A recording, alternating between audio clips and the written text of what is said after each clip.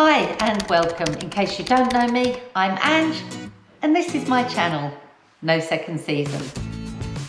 Today this video is going to be all about a bike packing ride from my home in Albury to Jarvis Creek Regional Park, or Jarvis Creek Plateau as it's called also, over a weekend and a public holiday Monday. So before I get into the ride, I just wanted to talk a little about packing for short rides, because I find it really difficult. I find the motivation isn't there because it's quite difficult, and so I just don't do it as often as the weather might allow. So with a long ride, which I find much easier to pack for, you can settle into your fitness, you can settle into what the gear you have with you. If you're missing things, you can buy them, you can swap things in and out, move your luggage around.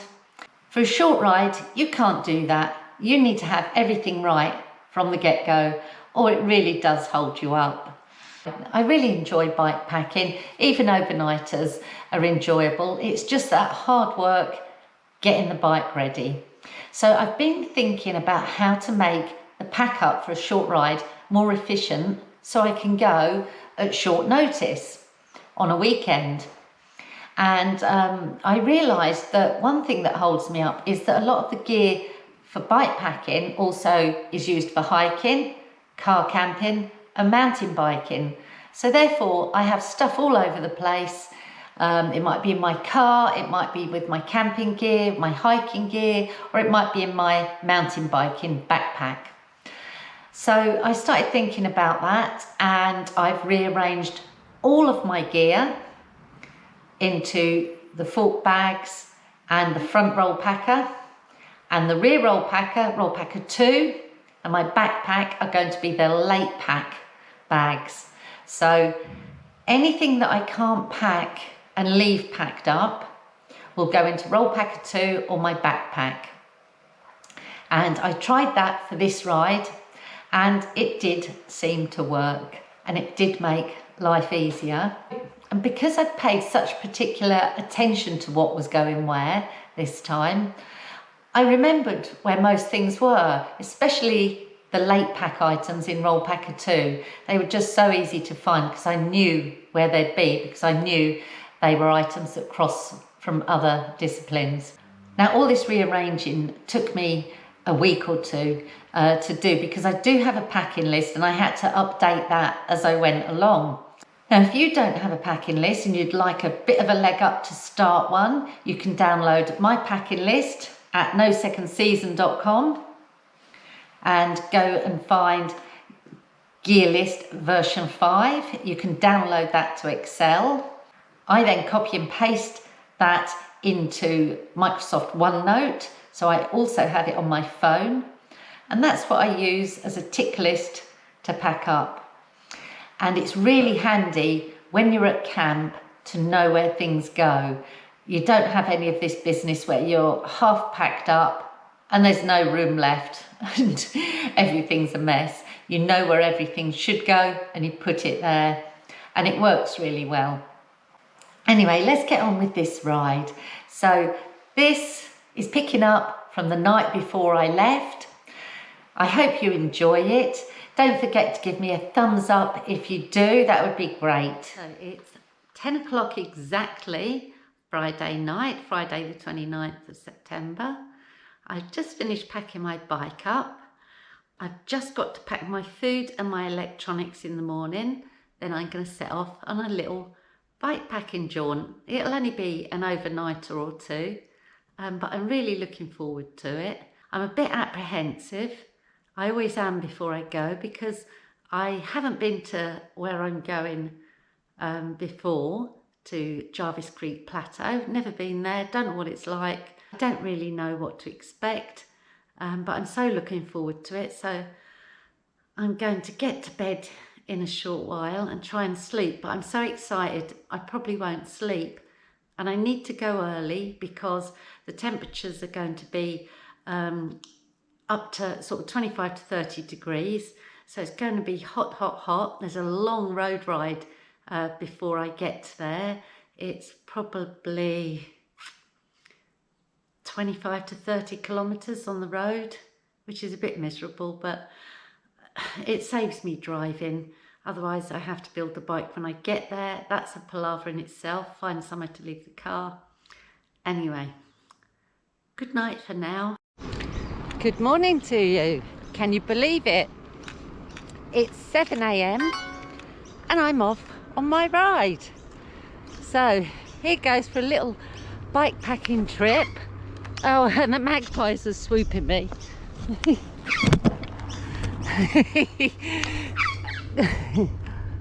Fuck off.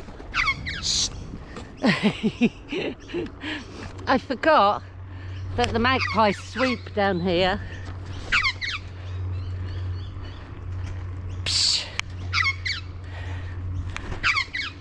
So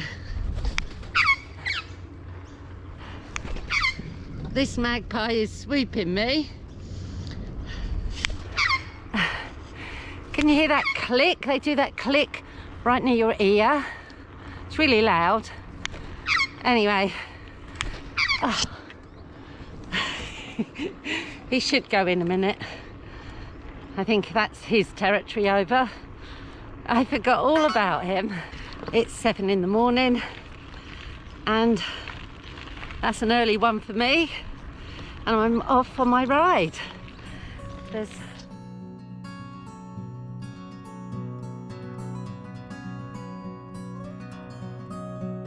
It's a beautiful day. It's springtime though, and although it's going to be sunny today and hot, at the moment it's pretty chilly. Lots of birds. Oh, I'm going to get swooped by a magpie now. Again. Ah, yeah, he's swooping me. I'm currently on the Riverina Highway. Just come out of Laguna. I've just done 10 kilometres. I've been swooped by 4 separate magpies.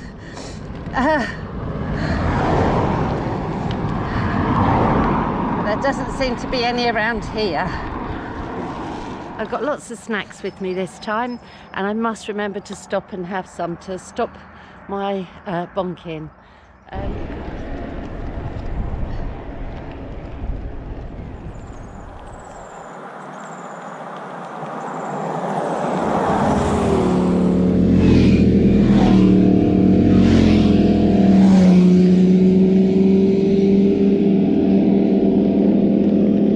The right idea. In 500 meters, turn left. So I'm approximately 15 kilometers in. As yet I haven't pushed my bike, which is pretty good to me, so quite chuffed with that. Although I might do up this hill.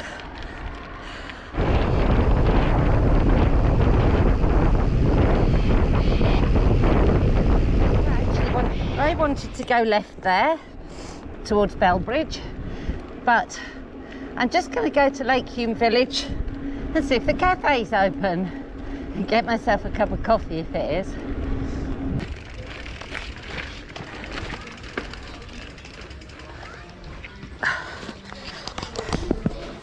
Yes, they are. So this is Lakeview Cafe, and if you watched my High Country Rail Trail bike packing ride, you'll see in the pouring rain I stopped here again to get coffee and chips. Let's go and have a look inside. They have some wonderful fare in here, fag ice creams. What's your name? Jamie. Jamie, and yeah. Jamie served me my coffee and dare I say, an egg and bacon roll. I fell off the plant-based wagon, which I'm quite ashamed of, and I feel very guilty. So that's Jamie, and she serves here. And there's another lady in there that looks like she does cooking. The owner and the cook. Oh, is she the owner and the cook? Yeah, and the gardener. Oh, and the... Yeah. What's her name? Colleen. So Jamie and Colleen. So come in and see them if you're out this way. Thank you. See ya. Thanks so much.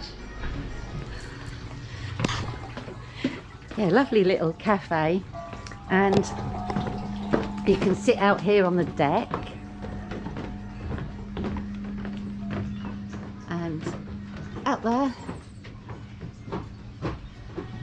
is our first view of Lake Hume. and this is Lake Hume Village, so you can rent a cabin here. If you've ever wondered about backpacking and bikepacking, where do you do your jobbies? You do it where the bears do it, in the woods.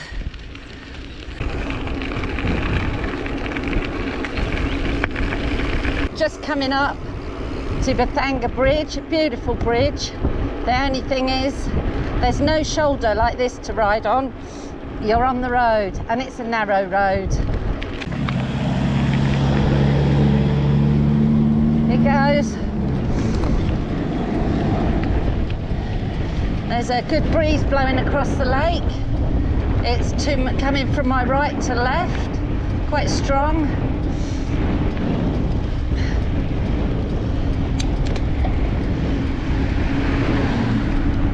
I'm going to stay out wide so people can't squash me against the edge. They'll have to go around me. Turned right into Bellbridge. I've just stopped in Bellbridge here in the shade. Anyone who watches my videos, or all of my videos, will know this is where I come to practice paddling on my surfboard, Lake Hume. The lake is looking full and fine. So usually you'd have a long beach. You can see by how close the water is up to the bridge. It is pretty full still. I don't know what it's at, but I bet it's at least 90%, if not more, which is good going into what we've been told is a very hot summer. So there is this track going around Lake Hume from Bellbridge. I just got on it. It's not as sandy as I thought, that's why I didn't go on it. Probably the safer option. The road has no shoulder. I don't know how long it goes on for. It's quite pleasant. Going through the trees, the lake to my right, and the very busy road to my left. That's a shame. Yeah, it ends here. At least I know for the future to get on it at Bellbridge. I wasn't off it long, but short but sweet. Just pushing up this hill. I'm too wobbly to ride it.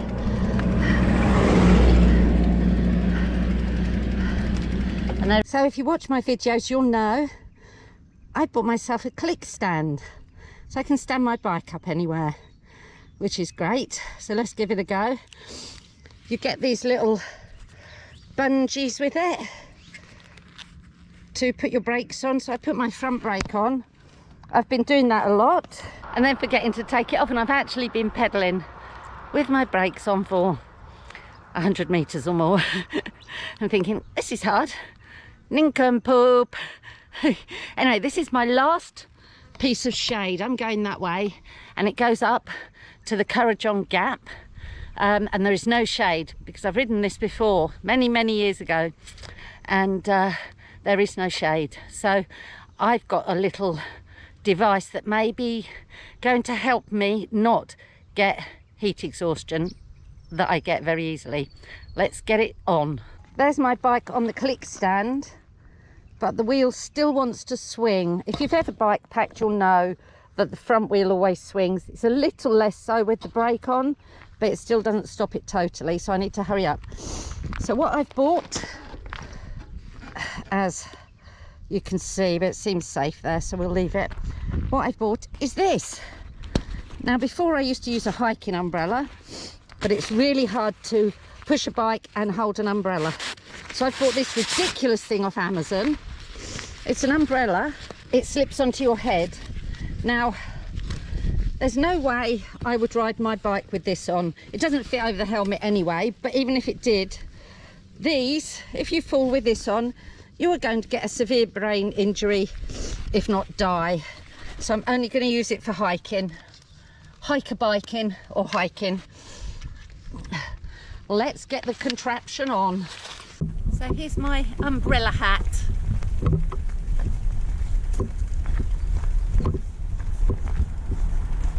I do feel somewhat of a nincompoop but it will be giving me my own shade.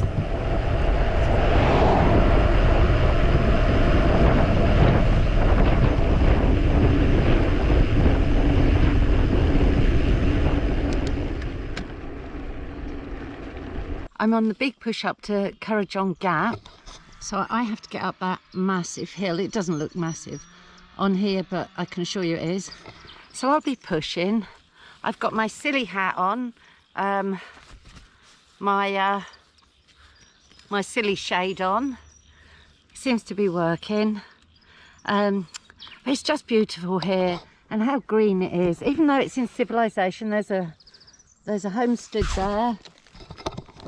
There's a farm over there, but it's lush and green. And this is what bike packing brings you. You just don't get this in a car or even on a motorbike. Lots of motorbikes have come by me. There was just a group of about 15 past me. I am thinking about getting one. I can't quite afford it. There's a bike in the bike shop next door to my work. I can afford the bike, but I can't afford the gear and the rego, etc. So that's another 1,500. Someone got their money's worth out of that brake pad. Look at it, completely knackered. And so I've made it up to Currajong Gap.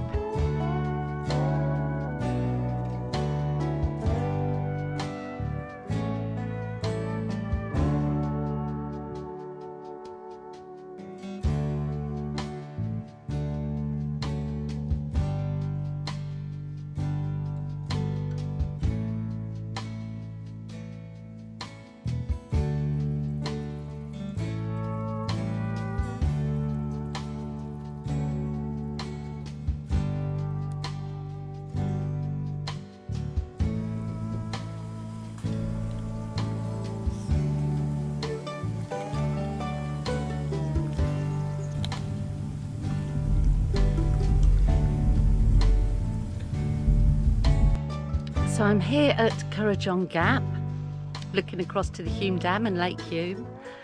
Bathanga is that away, the lake is that away. Actually, it spreads all over the place. Bathanga's kind of surrounded by it. Now I'm doing something I don't usually do. It's in an effort to try and help this heat exhaustion I often get and this bonking. So it's lunchtime. Excuse my telephone. It's lunchtime, so I've stopped. I've made a cup of tea. Cheers. I've had an apple. I'm having some chocolate. And I've cooked up some noodles.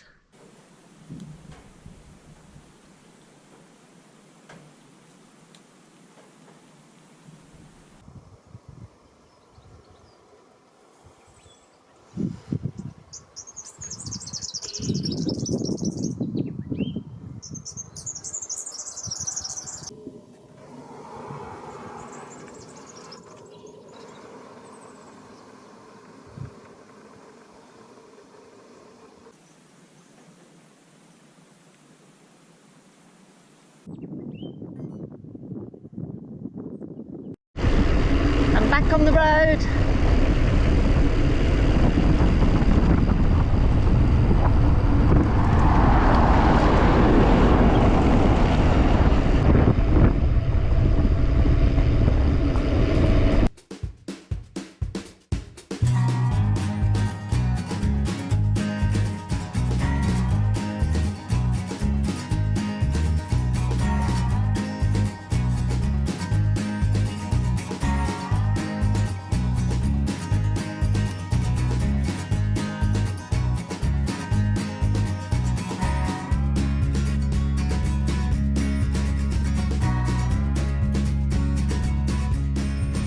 When you ride down from Currajong Gap after about 1.5 kilometres, you keep left and come into Bathanga village, and then turn left into the recreation reserve and go down there, and there's a fantastic little area where you can camp.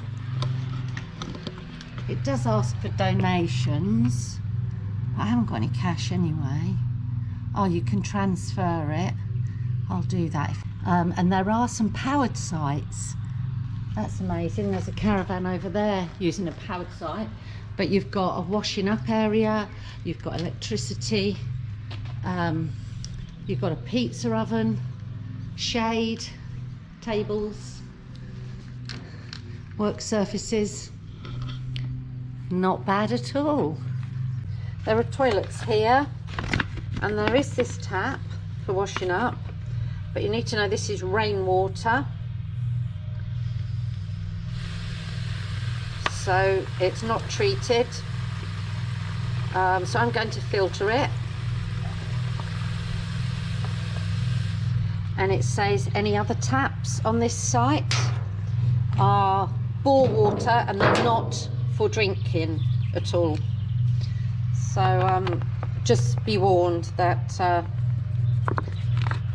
the water is not potable. I thought they could perhaps put some signs up to say that.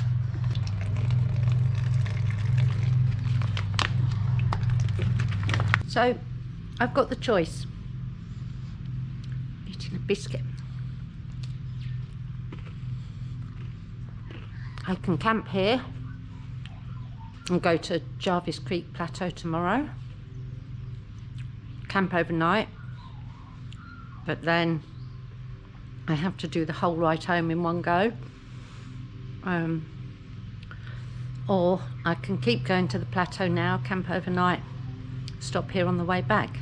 26.2 in the shade. It's hot out there. So the question is, should I be riding in 30+ degrees? The answer is probably no. Quite pretty here. There's the toilets, just over here. There's some tennis courts there. Anyone for tennis? After tea, Jonathan, Maud's coming. What? Do you remember the advert from when we were kids? So I got biscuit all over my face. Yeah, do you know what? I might stay here. Okay, so it's very specific where you can camp. You're not allowed to camp in this green area. I think I'm perhaps here. Yeah, I'm here. There's the tennis courts, then that is the powered area. The unpowered sites are at the other end of here, so I'll just go and scout that out. I think I'll stay the night. So if you're wondering why I push the bike uphill, I decided to weigh everything before I come on my ride today. So me with my gear, helmet, etc. on was 63 kilos. With my backpack on was 73. So that's blooming heavy. It's got my electronics and my food in it, and a few clothes and a bit of water. And then when I picked up my bike as well, it was 110 kilos. So I'm trying to push, what, 47 extra kilos above my body weight on that bike, and I just can't do it. It is really heavy. Okay, so I've hung around the recreation centre for a couple of hours, and I met a wonderful man called David Elder. Spoke to him for perhaps an hour or so, and he said I can camp anywhere out here.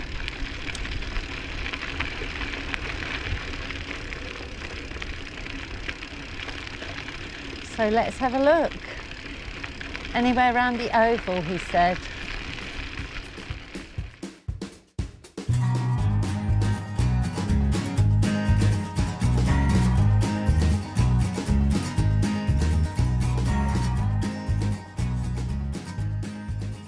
I'm meeting some lovely people here. I just met a guy. He's from Essex in the UK. I've got an Essex accent nearly, because I'm from very south of Cambridgeshire, which borders Essex. So we've just had a good chat. He's been here since 1991. He lives in Bellbridge. Anyway, I bought myself a flex tail pump for my airbed. Now Jen, if you watch this, thank you for all the info you gave me on the bags that you squash air in. I really couldn't find one, or the nozzle, the right nozzle. I really didn't know how to be honest, to source the right nozzle. So I settled for this in the end. It was around $50, so it's quite expensive. But let's see how it does. I haven't used it yet.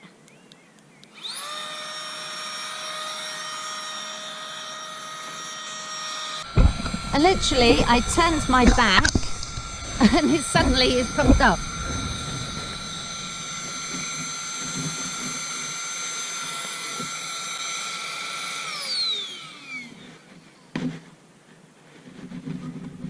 Oh, the nozzle's stuck.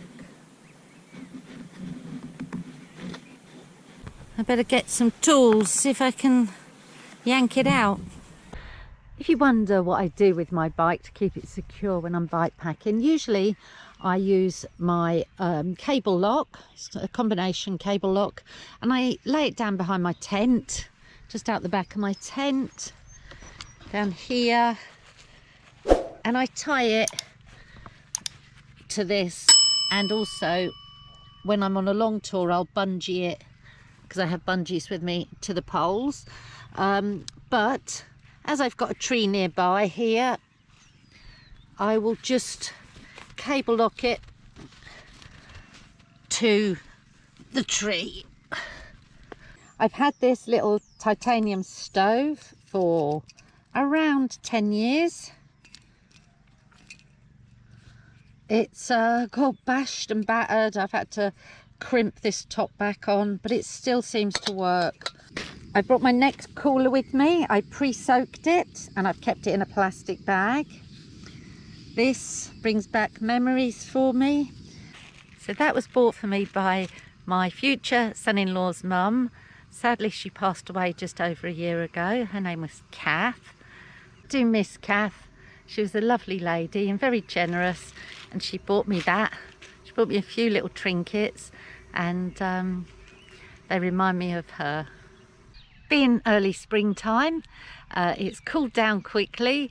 It will be dark around, oh, I've just thought, I've got a feeling the clocks go forward tonight.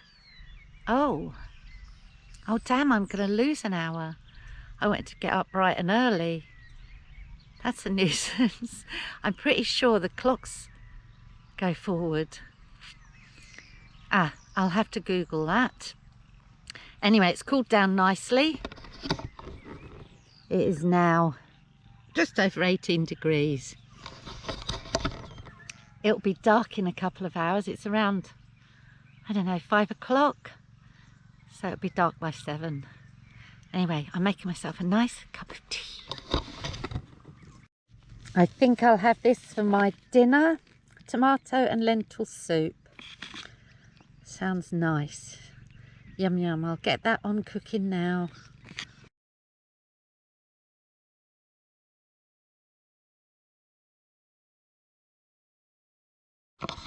The moon does look pretty.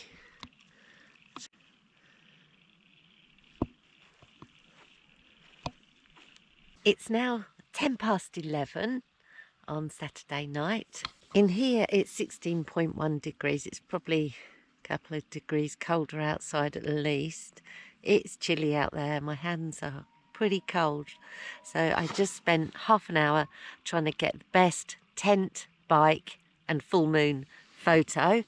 I'll put some here so you can have a look, see which one you think's best. When I was chilling out earlier at the community centre area, charging up my phones and filtering some water, I met the guy who'd been cutting all the grass, and his name was David Elder, and he was with his little dog. It's a Parsons Terrier. It's like a wiry head Jack Russell, and we had a good chat for about an hour. He's really interesting. He's told me all sorts of stories. Fascinating, really interesting. He used to be the president of the committee that runs this recreation ground. And they've done a fab job. They've just thought of everything. It really is fantastic. So if you're ever out this way, I'd highly recommend coming to camp here. It's pretty quiet, except for the frogs you can hear in the pond. There is a little bit of road noise, and there's a pub in Bethanga, and there's a major football final today, so I can hear a bit of cheering going on for that. But it is pretty quiet. With this full moon, it's absolutely glorious. It's just beautiful. And there's an owl flying about, and he's quite big, and his wings make a really scary sound when you're not expecting there to be a big owl flying around. David was telling me he sort of takes care, does a lot of the caretaking here, as do other people. It's a community project. This is all run and set up by the community, and it's really impressive, and it's quite lovely. Anyway, about 12 years ago, he rolled his quad bike, his ATV, and it sounds like he nearly died. It took years and years for him to get better. I think he had 7 skull fractures, broken limbs, all sorts of damage.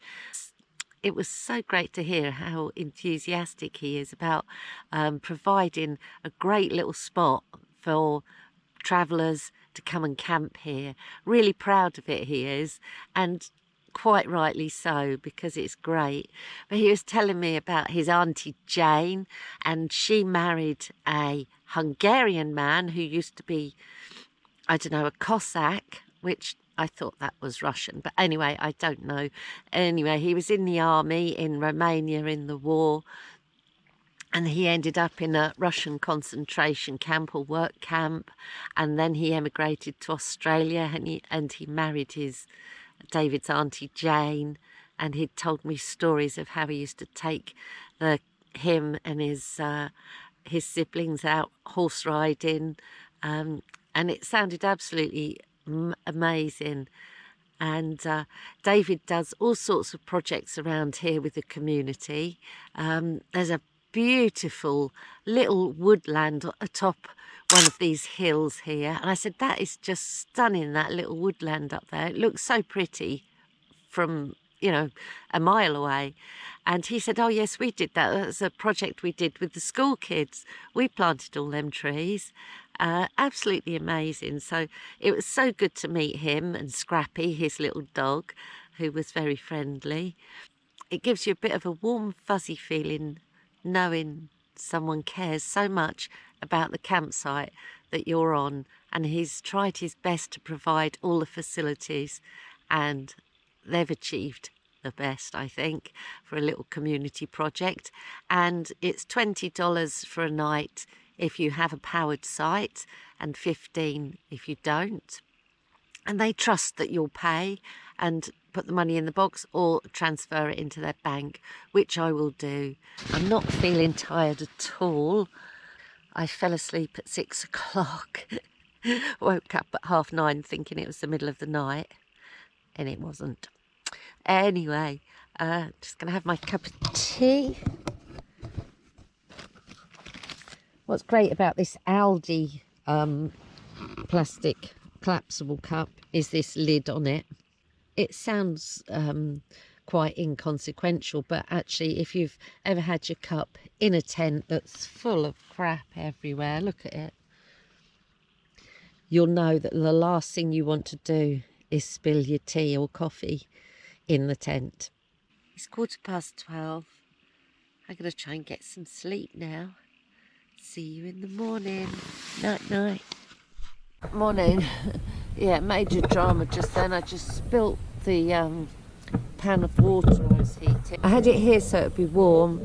All the water spilt all down here onto my electronics. Luckily everything seems to be okay. It's just before 7 o'clock. It's so cold. It was really cold in the night. I should have got up and Got some more of the clothes I've got in my bag. I've got another pair of long johns and I've got my down jacket, so I should have put them on. It was freezing.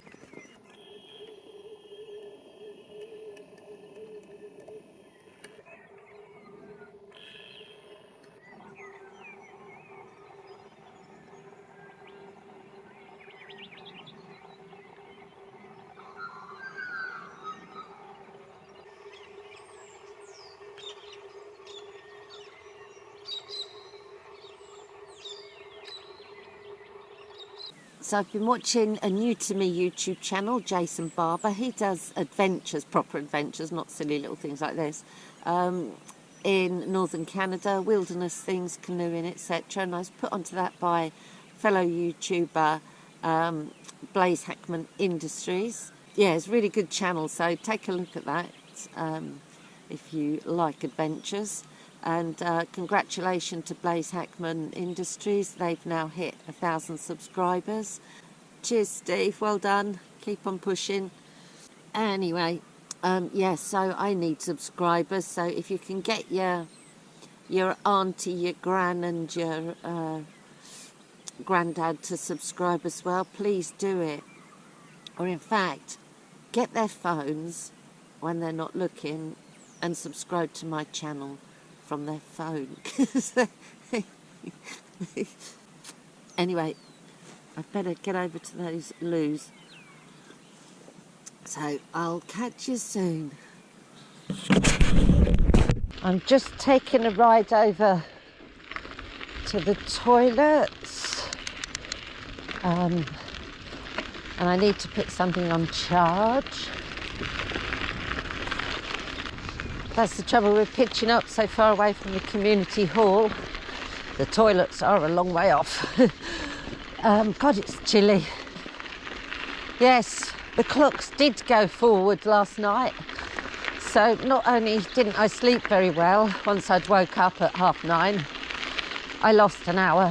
So, bit of a mess. This is the shower.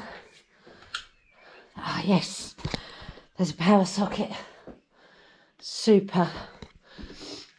I won't be having a shower because I don't have any gear with me. But at least I can plug my charger in.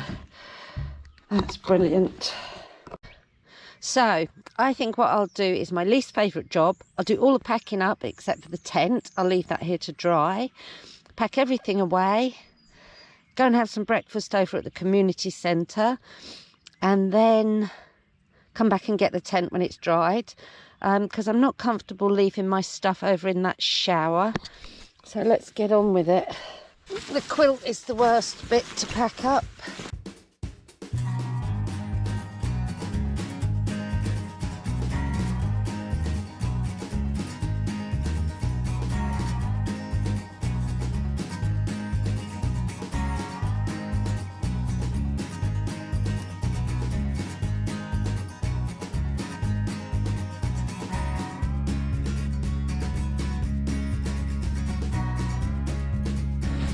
This is probably the easiest thing to pack up.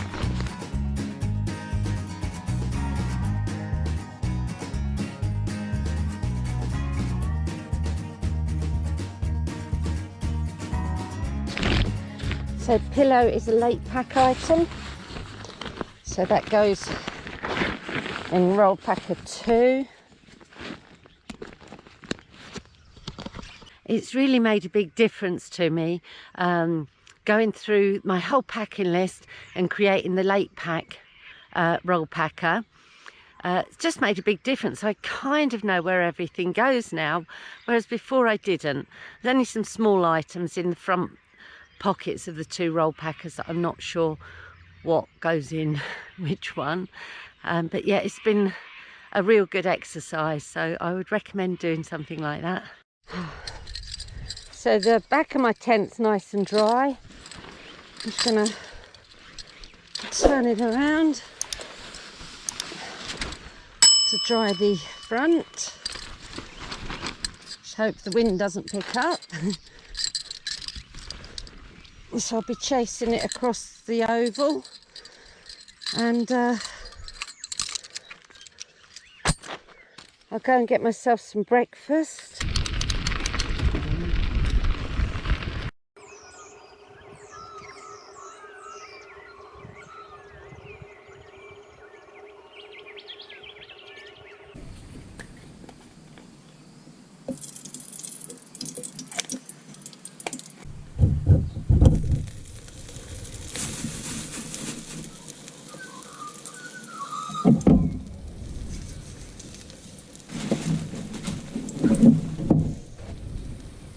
As I've got some hot water here. There is hot water at the kitchen sink, but not in the ladies' toilet. I'm having some instant mash and hot baked beans. Yay, I'm so posh. Got nothing to clean my pan out with, so I've picked some of the parsley that's growing. So over here is a herb garden. So you've got rosemary and parsley if you want it.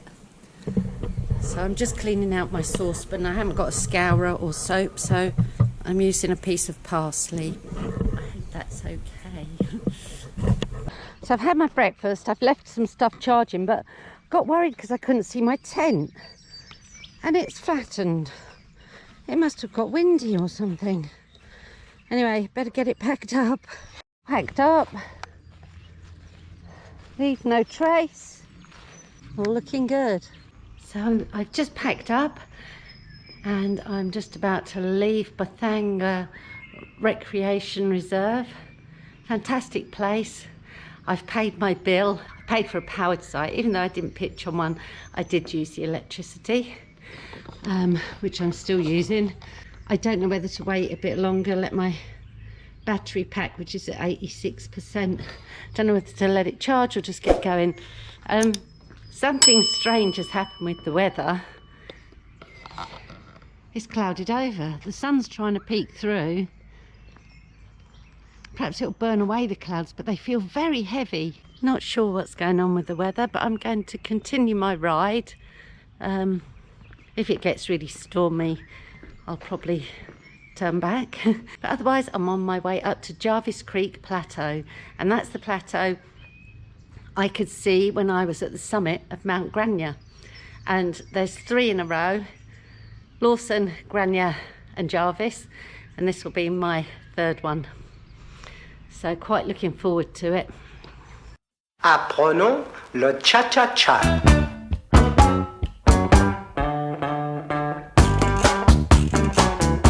Le cha-cha-cha. Le cha-cha-cha. Le cha-cha-cha. Apprenons le cha-cha-cha. Apprenons le cha-cha-cha.